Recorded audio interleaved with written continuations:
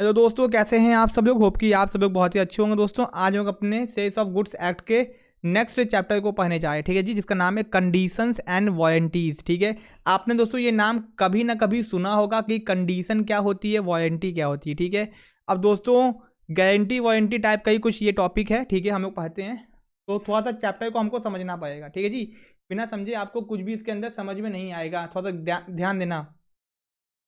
It is useful for a seller to make a certain representation and statement in praise of his goods। यानी कि सामान को बेचने के लिए बहुत सारे दुकानदार अपने सामान की तारीफ करते हैं, ठीक है जी, जिससे कि उनका सामान क्या हो जाए, बिक जाए, कस्टमर खरीदिए। फॉर एग्जाम्पल देहरादूनी बासमती राइस, काश्मीरी एप्पल। ठीक है जी, सम ऑफ द स्टेटमेंट, कुछ स्टेटमेंट्स ऐसे होते हैं, कुछ बातें ऐसी होती हैं और कुछ चीज़ें ऐसी होती हैं जो दिखाते हैं वो लोग, made the seller I considered essential, यानी कि वो बहुत इंपॉर्टेंट चीज़ें होती हैं। अब आपको सेब बेच रहे हैं, कश्मीर का बेच के, कश्मीर का सेब है, कश्मीर का सेब है, तो आप लोग जरूर से खरीदोगे क्योंकि आप कभी ना कभी कश्मीर गए होगे, आपको पसंद आया होगा वहाँ का सेब, तो आप उस नाम पे उस सामान को खरीदे होगे। एंड वो कॉन्ट्रैक्ट का मेन रूट होता है, यानी कि जब ऐसी कोई बात आपको बता दी जाए कि ये चीज़ इसके अंदर है, तो आप उस चीज़ को बेस मान के सामान को खरीद लेते हो। ठीक है जी, वेयर द स्टेटमेंट और representation made by the seller, यानी कि सामान बेचने वाले कुछ ऐसी बात उसमें बोल दी जिसको समझ के और जान के आपने सामान को खरीदा। ठीक है जी, इट इज स्टिपुएशन, यानी कि उस आधार पे आपने सामान को खरीदा है, उस आप उसी आधार पे उस सामान को बेचा भी है। दिस स्टिपुएशन, यानी कि वो जो बात है इन कॉन्ट्रैक्ट ऑफ सेल में भी कंडीशन, वो या तो कंडीशन हो सकती है या तो वारंटी हो सकती है। यानी कि जिस बात, जिस रूट को, जिस बात को पकड़ के आपने सामान को खरीदा है, जो बाय बाय सामान बेचने वाले आपको कह रहा था ये सामान में ये है, ये है, ये है, ऐसा है, वो सब चीज़ें। ठीक है जी, तो ये या तो कंडीशन हो सकती है या तो वारंटी हो सकती है। अब कंडीशन कब होता है, क्या है, वारंटी क्या होती है, इसको समझते हैं। दोस्तों कंडीशन समझो पहले, स्टिपुलेशन इन अ कॉन्ट्रैक्ट, यानी कि किसी भी कॉन्ट्रैक्ट की स्टिपुलेशन, वो बात, वो आधार, वो चीज़, वो रिप्रेजेंटेशन, वो तरीका, कुछ भी ऐसा जो भी कॉन्ट्रैक्ट ऑफ सेल में विथ रेफरेंस टू गुड्स में भी कंडीशन या वारंटी, या तो उसको कंडीशन बोलेंगे या तो उसको वारंटी बोलेंगे। अभी कंडीशन वारंटी को हम लोग अलग करेंगे। अब आते हैं कंडीशन क्या होता है। कंडीशन इज अ स्टिपुलेशन, यानी कि वो बात, वो चीज़ें, वो जो दिखाई गई हैं आपको, विच इज एसेंशियल, जो कि बहुत ही जरूरी है उस चीज़ के अंदर, to the main purpose of the contract, यानी कि आप उस सामान को खरीद रहे हो क्योंकि जो आपको बताया गया है वो चीज़ उसमें है तभी।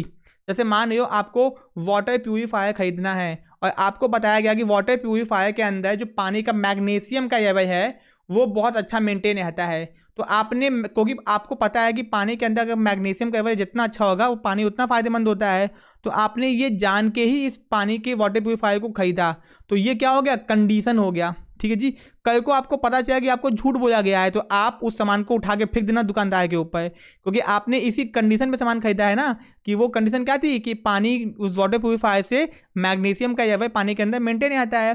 तो कंडीशन यानी कि कॉन्ट्रैक्ट की वो बात जो कि बहुत इंपॉर्टेंट है, वो आधार है, अगर वो नहीं होगा तो कॉन्ट्रैक्ट ही खत्म हो जाएगा। ठीक है जी, ओके।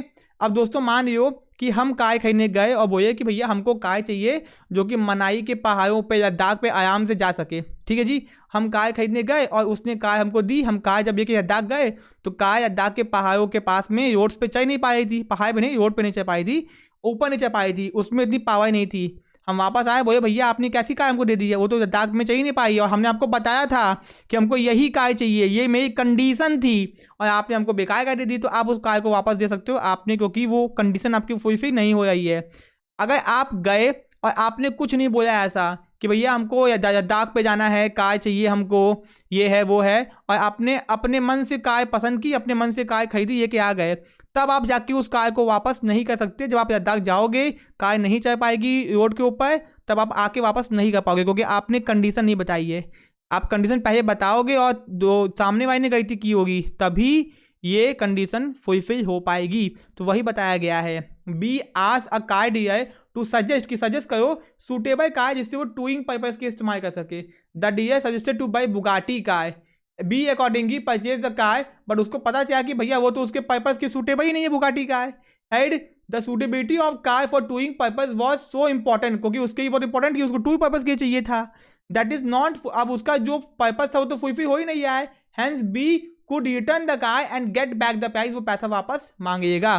तो दोस्तों कंडीशन यानी कि कॉन्ट्रैक्ट का वो पॉइंट जिसको आधार बना के आप कॉन्ट्रैक्ट को कैंसिल कर सकते हो, इसको बोलते हैं कंडीशन, ठीक है जी। अब दोस्तों वारंटी क्या होता है? वारंटी दोस्तों कोलैटरल होता है, यानी कि मेन पर्पस का। अब यानी कि वारंटी अगर नहीं मिल पाती तो आप कॉन्ट्रैक्ट को कैंसिल तो नहीं कर पाओगे। समझाते हैं आपको, बात को थोड़ा समझना थोड़ा सा कठिन है। अब warranty is in stipulation collateral to the main purpose of the contract, the breach of which give rise to claim for damages but not a right to reject the goods and treat the contract as a repudiated। यानी कि आपको सामान में कुछ warranty दी गई और सामान में कुछ दिक्कत आ गई, सामान में कुछ कमी आ गई, तो आप सामान में कुछ दिक्कत आ गई, कुछ खराब हो गया, तो आप उसके चक्कर में कॉन्ट्रैक्ट को कैंसिल नहीं कर सकते हो। बस वो जो सामान खराब हुआ वो आपके क्या कर दिया जाएगा, रिपेयर करके या चेंज करके आपको दे दिया जाएगा। आप वारंटी अगर आपको नहीं मिली तो आप सामान को कैंसिल या कॉन्ट्रैक्ट को कैंसिल नहीं कर सकते हो। और warranty is not regarded as a very basis of contract, क्योंकि वारंटी उस कॉन्ट्रैक्ट का आधार नहीं था, है ना जी। वारंटी उस कॉन्ट्रैक्ट का आधार नहीं था, उसका फाउंडेशन नहीं था।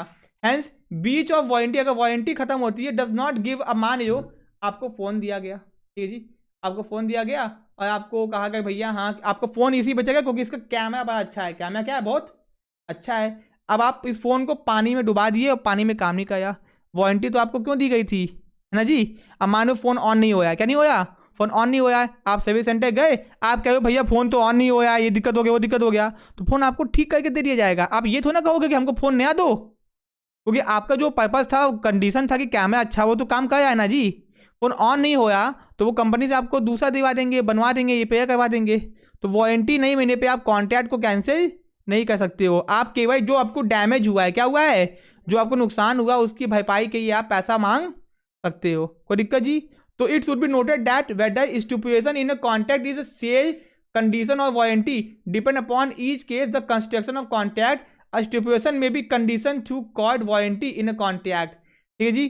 तो भैया कोर्ट गाइड करेगा कि क्या करना है यहाँ पे, ठीक है जी। यहाँ पे condition warranty by the parties is immaterial, यानी कि कभी कभी court intention of the party which can be gathered from the terms of contract, यानी कि सामान खरीदने वाले का इंटेंशन भी देखता है कि वो किस इंटेंशन से इस्तेमाल कर रहा है, उसके हिसाब से वो डिसाइड करता है कि ये कंडीशन है कि ये वारंटी है। कोई दिक्कत जी, समझ आपको आ गया। अब दोस्तों कंडीशन वारंटी में डिफरेंस पूछ सकता है। कंडीशन दोस्तों स्टिपुलेशन, यानी कि वो बात होती है जो कि बहुत ही जरूरी होती है कॉन्ट्रैक्ट के लिए, है ना जी। And warranty on other hand is a stipulation which is collateral, यानी कि जरूरी नहीं होता है कॉन्ट्रैक्ट के लिए, है ना जी। Okay, difference as to remedy, अब बीच ऑफ कंडीशन, कंडीशन अगर टूटेगा तो सामान भी वापस आप दे दोगे और डैमेज भी मांगोगे, है ना जी, अलग से। और वारंटी नहीं मिलती है तो आप केवल क्या मांग सकते हो, डैमेज मांग सकते हो। Difference as to treatment, a breach of contract may be treated as a breach of warranty. अगर कंडीशन ही टूट गया तो वारंटी अपने आप क्या हो गई, खत्म हो गई। बट बीच ऑफ वारंटी का मतलब ये थोड़ी ना है कि कंडीशन भी खत्म हो गई, है ना जी। मान लीजिए आपने कहा भैया आपने फ़ोन खरीदा जिसका कैमरा बड़ा अच्छा था और कैमरा तो काम कर ही रहा है, अब आपका फ़ोन जो है धीमे धीमे काम करने लगेगा, क्या करेगा, धीमे धीमे स्टार्ट होने लगेगा, धीमे धीमे कुछ दिक्कत आ गई फ़ोन के अंदर। तो अब अगर कंडीशन ही टूट गई, यानी कैमरा नहीं काम करा, तो कैमरा नहीं काम करा तो धीमे भी नहीं काम करा, उसकी कोई बात ही नहीं है ना जी, कॉन्ट्रैक्ट क्या हो गया, पूरा खत्म हो गया। लेकिन अगर क्या बोलते हैं कैमरा काम कर रहा है, फ़ोन धीमे हो गया, तो कॉन्ट्रैक्ट आप कैंसिल नहीं कर सकते, ठीक है जी। ओके, अब दोस्तों when a breach of condition is to be treated as a breach of warranty, यानी कि कब ये बोला गया है कि कंडीशन टूटेगा तो वारंटी भी क्या हो जाएगी, खत्म हो जाएगी। The law has provided two cases, एक है ऑप्शनल और दूसरा है कंपल्सरी, ठीक है जी, other than compulsory. One optional and two other is come, यानी कि एक ऑप्शन है और एक क्या है, कंपल्सरी है। Where a contract of sale is subject to any condition, यहाँ पे जब आपने सेल किया है कुछ कंडीशन के ऊपर, किसके ऊपर, कुछ कंडीशन के ऊपर, fulfilled by the seller, the buyer has a option to treat the breach of condition as breach of warranty, यानी तब अगर वो चीज़ टूटती है तो वारंटी भी अपने आप क्या हो जाएगी, खत्म हो जाएगी, ठीक है जी। ओके, एंड आप सामान भी आप दे दोगे और पैसा भी आप क्या करोगे, पूरा वसूल दोगे। Compulsory treatment of breach of condition as a breach of warranty, यानी कि where contract of sale is not severable and buyer has accepted the goods part thereof, the breach of condition can only be treated as a breach of warranty and goods can not be rejected, यानी कि इसमें सामान reject नहीं होगा और आपका जो सामान में खराबी आई वो आपको बना के वापस दे दिया जाएगा, ठीक है जी। ओके, अब दोस्तों एक्सपेक्ट और इम्प्लाइड कंडीशन एंड वारंटी, यानी कि कुछ कंडीशन वारंटी ऐसी होती है जो एक्सप्रेस आपको बोल के बताई जाती है। जैसे वॉशिंग मशीन खरीद रहे हो तो ये आपको नहीं बताया जाएगा ना कि इसमें कपड़ा धुलता है, ये तो आपको बोल के नहीं बताया जाएगा ना जी। ठीक है, तो कुछ कंडीशन और कुछ वारंटी ऐसी होती है जो कि आपको बताई नहीं जाती है। ठीक है जी। Express condition and warranty are those which party agree, जो कि पार्टी डिसाइड करती है कि भैया ये होना चाहिए, चाहे ओएल फॉर्म में चाहे राइटिंग फॉर्म में। Example, cash to be paid on delivery, कि सामान आपको पैसा कब देंगे आपको, तो सामान भैया डिलीवर होगा। ठीक है जी, और कैश में देंगे, तुरंत पैसा मिलते ही, सामान मिलते ही पैसा हम दे देंगे, तो ये क्या हो गया, कंडीशन हो गया ना जी, सामान मिलेगा पैसा देंगे। Implied condition and warranty are those which are implied by the law in absence of any agreement to contrary. They are given in a section, इससे मतलब नहीं है। ठीक है जी। अब दोस्तों implied conditions पढ़ते हैं। ठीक है जी, implied conditions क्या क्या है अपनी है। ठीक है जी, एक्सप्रेस तो आपका हो गया, कंडीशन टू टाइटल क्या वो दोस्तों कोई काम का नहीं है। ठीक है जी, ये कोई आपके काम का नहीं है। अब दोस्तों effects of acquiring title to sale. ठीक है जी, it should be noted that where the seller has no title to goods at a time of sale. अब दोस्तों ध्यान समझना, अगर सामान बेचने के टाइम पे, सामान बेचने के पास में टाइटल नहीं था, यानी कि सामान का वो खुद मालिक नहीं था, time of sale subsequent acquisition of title of goods by seller will purge the defect of title of both original as well the subsequent buyer. तब क्या होगा, जिसको वो सामान बेचेगा वो सामान भी सही माना नहीं जाएगा, डिफेक्ट हो जाएगा। हम सामान बेचने के टाइम पे सामान हमारे पास खुद ही हम उसके मालिक नहीं है और उसको बेचने की बात कर रहे हैं, तो वो जो उसको सामान बेचने की बात करे वो क्या बात कर रहा है, डिफेक्टिव बात कर रहा है ना जी। ठीक है जी, तो condition to title, condition to description, condition to sample, condition to description and sample, quality, merchantability and wholesomeness, ये क्या है, condition to description. There is a implied condition that the goods shall be correspond to description, कि आपने सामान को describe किया कि ऐसा होगा ऐसा होगा ऐसा होगा ऐसा होगा, तो सामान वैसा ही होना चाहिए। ठीक है जी, जैसा आप डिस्क्राइब करोगे सामान को उसी तरह से होना चाहिए। ठीक है जी, okay. The it should be noted that description must be fact not of mere option, यानी जो आप बोलोगे वही होना चाहिए। A manufacturer of goods is bound to supply goods if is own make and not other manufacturer, यानी आपने जिस कंपनी का बोला होगा उसी कंपनी का उसी क्वालिटी का सामान आपको देना पड़ेगा। Where the seller has agreed to supply goods of particular brand, आपने बोला कि इस ब्रांड का दोगे तो उसी ब्रांड का आपको देना होगा, किसी और ब्रांड का नहीं चाहिएगा।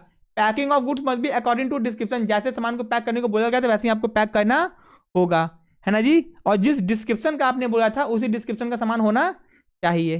ठीक है जी, ओके।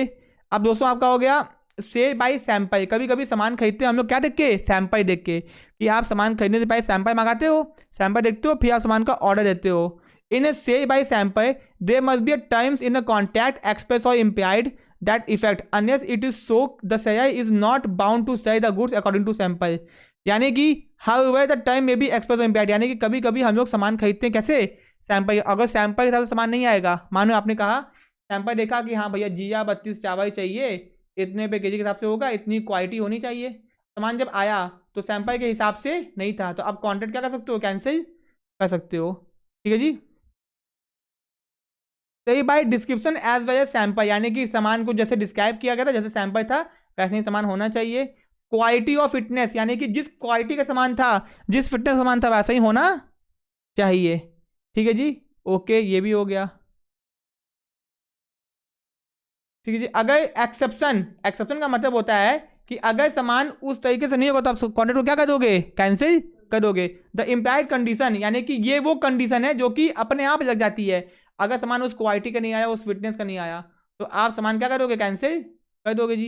ठीक है जी, ओके, ये सिंपल सी बात है, इसमें कुछ बताने की मुझे जरूरत नहीं है। Condition as to merchantability, where goods are bought by description from a seller who deal in a goods of that description whether he is a manufacturer और producer, there is a implied condition that the goods have be merchantability quality, यानी कि सामान को बेचने योग्य होना चाहिए, market में वो बिकने योग्य होना चाहिए, ऐसा सामान ना हो कि वो बिके ही ना, है ना जी। ठीक है जी, ये भी हो गया, यानी कि ऐसा कोई सामान ना हो कि वो बेचने वाला, मर्चेंटेबिलिटी का मतलब होता है गुड्स दैट आर मार्केटेबल, जिसको बेचा जा सके। अब मान लो आपने ऐसा कोई सामान दे दिया जो कि बेचा नहीं जा सकता, आपने मान लो गांजा बेच दिया, है ना जी। जब गांजा बेच दिया तो गांजा तो हम उसको अब आप ना ही हम खरीद सकते ना ही आप बेच सकते हो। ठीक है जी, तो वो हमारे देश के कानून के क्या है, खिलाफ है जी। ओके, ठीक है जी।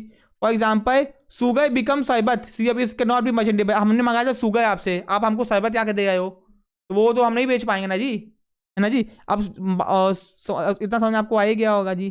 ठीक है, condition to wholesomeness, in case eatable and other provisions, there is a added implied condition that goods shall be wholesomeness free from any defect which render them unfit for human। यानी कि सामान ऐसा होना चाहिए जो पूरा होना चाहिए, कुछ भी कमी उसमें नहीं होनी चाहिए। यानी कि ऐसा कोई सामान आप मत दे दो जो हमारी सेहत के खिलाफ हो, सेहत को बिगाड़ दे। ए परचेज मिल्क फ्रॉम बी, अब मिल्क दिया, ए ने दूध खरीदा बी से जो कि मिल्क बेचने वाला था। Milk contain typhoid germs, milk के अंदर क्या था, टाइफाइड के जम्स थे। And A wife's on taking the milk got infected and उसको डेथ हो गई। Held A was entitled to get damages, तो भैया उसको उसका डैमेज का पैसा दिया जाएगा। ठीक है जी। तो भैया इम्प्लाइड वारंटी ये क्या होती है, implied warranty as to quiet possession in a contract of sale unless circumstances of the contract show the contrary intention, there is an implied warranty that buyer shall have enjoy quiet possession of the goods. If buyer is disturbed in enjoyment of goods, he can claim damages from the seller। यानी कि आप अगर कोई आपको दिक्कत आई सामान को use करने में तो आप उसके बदले पैसा मांग सकते हो। एम्प्लॉयड वारंटी दोस्तों, ये एम्प्लॉयड वारंटी पूछेगा नहीं। ठीक है जी। सेल ऑफ डेंजरस आइटम दोस्तों ये नहीं पूछेगा, ये भी नहीं पूछेगा, ये पूछेगा important doctrine of caveat emptor. दोस्तों डॉक्ट्राइन मतलब पता ही हो गया कि ये एक ठो क्या है, नियम है। ये क्या है, एक ठो नियम है। The doctrine of caveat emptor, इसका मतलब होता है let the buyer be aware, means that buyer भी परचेज, जब भी कोई सामान खरीदने वाला सामान को खरीदेगा, must act with in a third eye, यानी कि तीसरी निगाहों से सामान को देखेगा। यानी कि देख के, जांच के, परख के सामान को खरीदेगा, अपने कान से सुनेगा। He should be careful to see that goods purchase will serve his purpose, यानी कि जो वो सामान खरीदा वो उसके पर्पस के हिसाब से है कि नहीं। The seller is under no obligation to tell, यानी कि डिफेक्ट ऑफ हिज आर्टिकल, यानी कि अगर सामान में कोई खराबी भी है तो सामान बेचने वाले ने अगर नहीं बताया तो कोई दिक्कत नहीं है, लेकिन जो कस्टमर है उसकी रिस्पॉन्सिबिलिटी होनी चाहिए कि वो सामान को देख के परख के खरीदे। मानो सामान आपने खरीदा, फिर आप जाके कहो भैया इसमें तो ये कमी है, तो ये कहेगा भैया हमको क्या पता, आप ही सामान देख के खरीद के गए हो ना। यानी कि जो बायर होता है उसको सामान खरीदते वक्त थोड़ा ध्यान देना चाहिए। अगर ध्यान नहीं दिया तो रिस्पॉन्सिबिलिटी किसकी होगी, बायर की ही होगी। If buyer is not careful and find theatre, बाद में पता चलता है कि सामान उसका तो पर्पस ही पूरा नहीं होगा। मानो आप एक फोन खरीदने गए और फोन खरीद के लेके आ गए अपने आप से, फिर आप कहो भैया इसमें तो फोन में कैमरा काम ही नहीं करेगा, अच्छे से कैमरा बेकार है, तो दुकानदार कहेगा भैया हमको क्या पता, आपको ध्यान से देखना चाहिए था ना। However law has recognised certain exception, लेकिन कुछ एक्सेप्शंस भी होते हैं protect the interest of buyer. The important exceptions, यानी कि जो डॉक्ट्राइन ऑफ कैवेट एम्प्टर है वो ये कहता है कि जब भी एक बायर सामान खरीदे तो देख के, जांच के, परख के खरीदे, और अगर कुछ नुकसान होता है तो उसकी रिस्पॉन्सिबिलिटी। लेकिन कुछ एक्सेप्शंस भी दिए गए हैं। एक्सेप्शंस का मतलब होता है कि अगर बायर ने ध्यान नहीं भी दिया तो भी उसको सरकार की तरफ से कुछ बेनिफिट्स दिया जाएगा। Implied condition as to quality of fitness, आपने कहा कि आपको इस क्वालिटी का चाहिए और इस फिटनेस का चाहिए, और सामने वाले ने आपको दूसरे क्वालिटी का दे दिया, तब किसकी गलती है, सामान बेचने वाले की गलती है। सेल ऑफ गुड्स बाय, आपने कहा कि ये देखो डिस्क्रिप्शन, सामान ऐसा ऐसा ऐसा ऐसा ऐसा होना चाहिए, और उसने उस डिस्क्रिप्शन का सामान नहीं दिया, किसी और डिस्क्रिप्शन का दे दिया, तब किसकी गलती है, सामान बेचने वाले की गलती है। Usages of customer trade, an implied condition of warranty as to quality fitness may be applied by usages of customer trade. ठीक है। Consent by fraud, although seller is under no obligation to tell the defect of his article, yet he cannot actively or fraudulently concede defect which reasonable examination cannot be discovered। देखो जी, अब मान लो कोई सामान खरीदने गए और स्वेटर खरीदने गए, स्वेटर खरीद के क्या है, उस स्वेटर में थोड़ा सा फटा हुआ था जी, यानी कि ये जो फटा हुआ है ये तो बताना चाहिए था ना जी। अब क्वालिटी इसकी खराब है कोई बात नहीं, मत बताओ, लेकिन ये फटा हुआ ये तो हमको बताना चाहिए था ना जी। यानी कि वो डिफेक्ट जो कि बताना चाहिए, अगर वो आपने नहीं बताया तो आपने क्या किया, एक तरीके से फ्रॉड किया है। ठीक है। तो कंडीशन वारंटी चैप्टर भी दोस्तों आपका खत्म हो गया। होप कि आपको समझ में आ गया होगा। कोई दिक्कत है, कोई डाउट है, कमेंट बॉक्स में कमेंट कर देना। मिलते हैं अपने नेक्स्ट पार्ट में। Thank you so much.